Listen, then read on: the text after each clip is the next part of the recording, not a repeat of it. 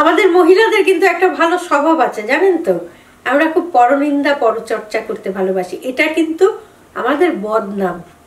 সকলেই করে পরনিন্দা পরচর্চা, সকলেই করে, অর্থাৎ সমালোচনা কিন্তু সকলেই করে। খেয়ে না খেয়ে সমালোচনা কেউ করে না এই কথা বলতে পারবে না। পিএনপিসি খুব বিখ্যাত এই জন্য। তো যাই হোক, এই সমালোচনার সম্মুখীন আপনাকে আমাকে সবাইকেই হতে হয়। আমাদের কাজকর্ম বলুন, আমাদের আচার ব্যবহার বলুন, যে কোনো কারণেই আমরা সমালোচনার পাত্র হয়ে উঠি। কিন্তু তখন কি আমরা সমালোচকদের সঙ্গে ঝগড়া করতে যাব? যে আমার সমালোচনা করছে তার কাছে কি ঝগড়া করতে যাব? সেটা তো আমাদের রুচি কালচারে বাঁধবে, সেটা তো আমরা পারি না, সম্ভবও না সবার পক্ষে সেটা। তাহলে আমাদের করণীয় কি, অর্থাৎ সমালোচনাটাকে আমরা কিভাবে গ্রহণ করব, সেটা নিয়ে আজকে বলবো। কিন্তু তার আগে বলি, নমস্কার, আমি গৈরিকা, আপনার একান্ত প্রিয় পরিবার কলকাতা ক্যানভাসে আপনাকে স্বাগত জানাই। আপনি যদি এই পরিবারের একজন এখনো না হয়ে থাকেন তাহলে প্লিজ সাবস্ক্রাইব করুন কলকাতা ক্যানভাস। পাশেই বেল আইকন রয়েছে, প্রেস করে অন করে নিন, তাহলে নতুন ভিডিও আপলোড হওয়ার সঙ্গে সঙ্গেই নোটিফিকেশন পৌঁছে যাবে আপনার কাছে।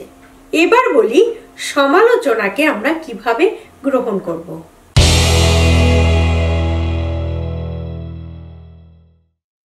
প্রথমেই বলবো সমালোচকের দৃষ্টিভঙ্গিটাকে গ্রহণ করুন। অর্থাৎ একটা কথা তো যা মানতেই হবে, যখন আপনি আমার সমালোচনা করছেন তখন কিন্তু আপনি আপনার মতামতটাই প্রকাশ করছেন। সেটা আমার ভালো লাগতেও পারে, নাও লাগতে পারে, কিন্তু আপনার মতামতটাই কিন্তু আপনি প্রকাশ করছেন সমালোচনার মধ্যে দিয়ে। অর্থাৎ আপনার দৃষ্টিভঙ্গিটা বেরিয়ে আসছে। এরকম বিভিন্ন জনের কাছে যখন আপনি সমালোচিত হচ্ছেন তখন বিভিন্ন রকম দৃষ্টিভঙ্গি আপনার চোখের সামনে আসছে।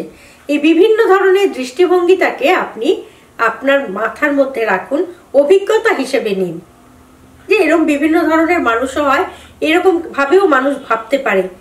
এইটাকে মাথায় যদি রাখতে পারেন তাহলে দেখবেন একদিন কিন্তু আপনার কাজে লাগবে। আইডিয়া হিসেবে এটাকে নিন, খারাপ মনে করে কষ্ট পাবেন না, দুঃখ পাবেন না। শুধু এটা মনে করুন যে ও আমার কাছে এটা একটা নতুন দিক খুললো, এরকম মানুষও হয়, এরকম ভাবেও একটা মানুষ ভাবতে পারে।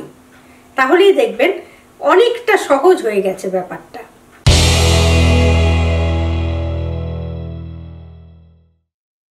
আপনি যখন আপনার সমালোচনা শুনছেন তখন কিন্তু মাথাটাকে শান্ত রাখতে হবে। অনেক সময় হয় কি, সমালোচনার এই যে বললাম যে ভালো একটা দৃষ্টিভঙ্গি, বিভিন্ন লোকের দৃষ্টিভঙ্গি আপনার চোখের সামনে আসছে, এরকম শিক্ষণীয় বিষয় অনেক থাকে যেগুলোকে আমরা হারিয়ে ফেলি মাথা গরম করে।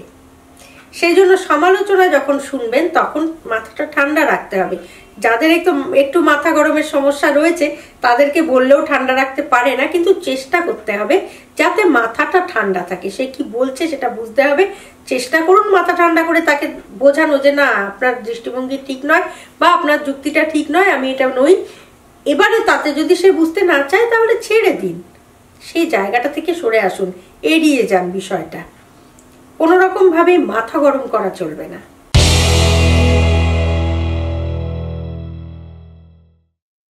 এবার বলছি যেটা, সেটা হচ্ছে যে সমালোচনা থেকে কিছু গ্রহণ করুন, কিছু ত্যাগ করুন। আমরা অনেক সময় কি সমালোচনা করছে মানে পুরোটাই ত্যাগ করে দিই, আবার যদি আমাদের মনের মতো হয় তাহলে পুরোটাই গ্রহণ করে ফেলি। সেটা কিন্তু ঠিক নয়। সমালোচনাটা যেটা হচ্ছে তার মধ্যে থেকে যেটা আপনার লাভ হবে নিলে সেই প্রসঙ্গটুকু শুধু নিয়ে নিন, সেই অংশটুকু নিয়ে নিন, বাকিটুকু ওই দুধ আর জলের মতো ছেঁকে ফেলে দিন। শুধুমাত্র দুধটুকু নিয়ে নিন, সমালোচনা থেকে জলটা ছেঁকে ফেলে দিন। যেটা আপনার প্রয়োজন নেই, যেটা আপনার শুনলে মাথা গরম হতে পারে বা মনে করলে মাথা গরম হতে পারে, সেই বিষয়টাই বাদ দিয়ে দিন। এইভাবে বিষয়টাকে ভেবে নিন, তাহলে দেখবেন মাথা গরম বিষয়টা অনেকটা কম হবে।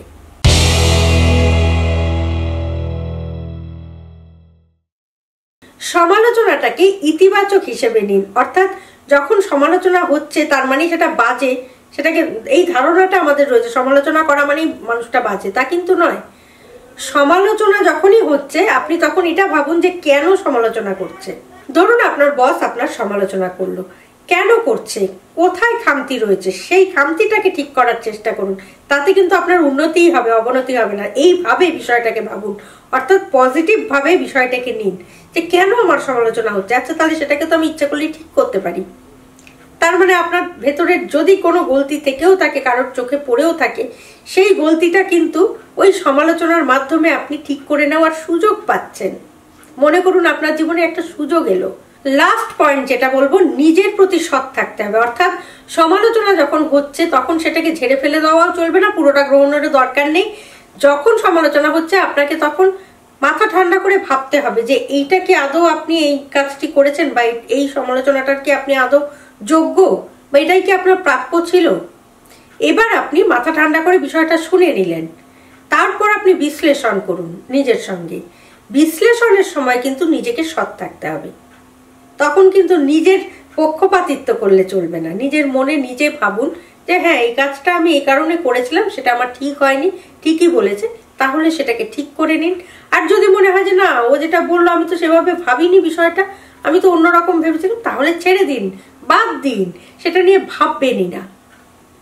এইভাবে সমালোচনাটাকে যদি গ্রহণ করতে পারেন তাহলে দেখবেন সমালোচনার থেকে আপনি অনেক ভালো কিছু নিতে পারছেন।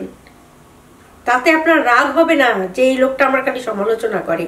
যে আপনার সমালোচনা করছে সে জানবেন আপনার উপকার করছে। যে আপনার মুখের ওপরে বলতে পারছে সে জানবেন আপনার ভালো চায়। সেইভাবে সমালোচনাটাকে নিন, জীবনে অনেকটা উন্নতি করতে পারবেন, জীবনের অনেক কিছু জানতে পারবেন, অনেক দিক খুলে যাবে আপনার। সুতরাং আজকের ভিডিওটি যদি ভালো লাগে লাইক করুন, শেয়ার করুন, কমেন্ট বক্সে অবশ্যই কমেন্ট দিন, কারণ এই ভিডিওগুলো থেকে কিন্তু আমরা অনেক কিছু শিখতে পারি। আমরা এগুলো সবই জানি কিন্তু অ্যাপ্লাই করতে পারি না। যখন আবার দেখছি বা শুনছি তখন মনে হয় ঠিকই তো, এটা তো আমরা করতেই পারি। এইভাবে ঝালাই হয়ে যায় যাকে বলে। এই ঝালাইটার দরকার আছে, সেই কারণেই প্রচুর শেয়ার করুন। আর আপনি যদি এই পরিবারের একজন এখনো না হয়ে থাকেন তাহলে এই ধরনের নানা রকম জীবন সম্পর্কে জানতে বা শুনতে প্লিজ সাবস্ক্রাইব করুন কলকাতা ক্যানভাস।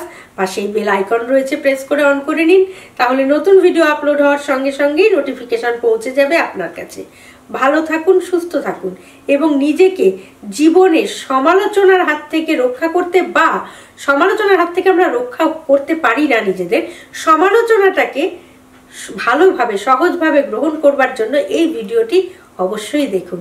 আর সঙ্গে রাখুন, দেখতে থাকুন আপনার একান্ত নিজস্ব পরিবার, প্রিয় পরিবার কলকাতা ক্যানভাস। নমস্কার।